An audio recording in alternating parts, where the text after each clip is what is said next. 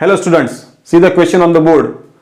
The first question, if p raised to x is equal to q raised to y is equal to r raised to z, where x, y, z are in GP, then consider the following statements.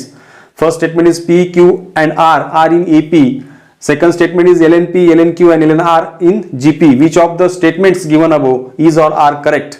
हा just आलेल्या exam मध्ये जो question आहे तो पहिल्या क्रमांकाचा set ए मधला question आहे. यात याचं सोल्युशन पाहूयात मित्रांनो. सुरुवातीला जे आपल्याला स्टेटमेंट दिलेलं आहे p raise to x equal to q raise to y is equal to r raise to z, हे स्टेटमेंट सॅटिस्फाय करण्याकरता 16 इक्वल टू 16 जर आपण घेतला तर इथे 16 म्हणजे हा 16 raise to 1 equal to 4 square is equal to 2 raise to 4. हे बघा जर या ठिकाणी ऑब्झर्व केला आपण तर हा आपला या ठिकाणी x is equal to 1, y is equal to 2 and z is equal to 4 या स्वरूपातील, आणि p is equal to 16, q is equal to 4 and r is equal to 2 आपल्याला असं मिळत आहे.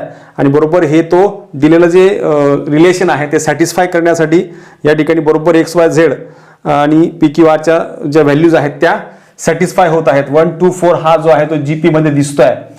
आणि राहिला विषय फर्स्ट स्टेटमेंटचा. फर्स्ट स्टेटमेंट काय, P, Q, R are in AP, तर हे एपी मध्ये नाहीत म्हणून फर्स्ट स्टेटमेंट जे आहे ते रॉंग आहे. सेकंड स्टेटमेंट चेक करूयात. त्यांचा जो लॉग आहे ln p म्हणजे ln 16, ln q म्हणजे ln 4 आणि ln r म्हणजे ln 2, हे जे तीन स्टेटमेंट आहेत हे जीपी मध्ये आहेत की नाही हे चेक करायचं आहे. तर ऑफकोर्स याला जर आपण सिम्प्लिफाय केलं व्यवस्थित तर हा ln 2 रेज टू 4 येईल, हा ln 2 स्क्वेअर आणि हा जो आहे तो ln 2 येईल. तर या ठिकाणी हा 4 पुढे येईल, ln 2 ln 2 येईल आणि हा ln 2. तर यात 1 याचा मल्टिपल आहेच. तर या ठिकाणी ही जी तुम्हाला दिसते 4, 2 आणि 1 हे जे आहेत ते जीपी मध्ये आहेत, म्हणून आपण म्हणू शकतो की सेकंड स्टेटमेंट जे आहे ते करेक्ट आहे आणि फर्स्ट स्टेटमेंट जे आहे ते रॉंग आहे. म्हणून या ठिकाणी म्हणता येईल की ऑप्शन बी जो आहे तो करेक्ट ऑप्शन आहे.